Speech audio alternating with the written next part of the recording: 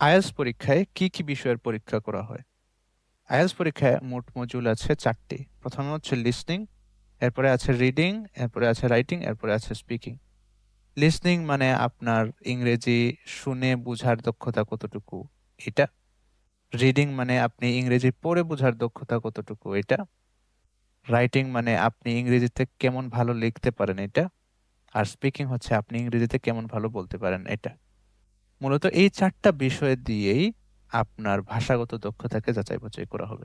আমরা যদি ভালো করে খেয়াল করি তাহলে বুঝতে পারবো যে এই ৪টা বিষয় শুধু ইংলিশের ক্ষেত্রে না, যেকোনো ভাষাগত দক্ষতা, যেকোনো ভাষায় আপনার প্রফিসিয়েন্সি জাজ করার জন্যই এই ৪টা মডিউল যথেষ্ট।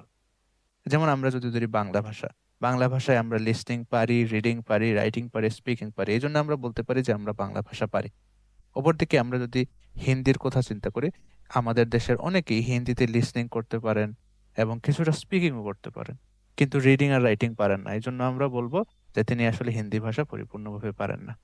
একইভাবে ইংলিশের ক্ষেত্রে আমরা যে জিনিসটা করব সেটা হচ্ছে যে লিসনিং, রিডিং, রাইটিং এবং স্পিকিং এই ৪টা মডিউল নিয়ে কাজ করব, যাতে করে আইএলটিএস পরীক্ষায় বসে ৪টা বিষয়েই আমরা আমাদের দক্ষতাকে প্রমাণ করতে পারি।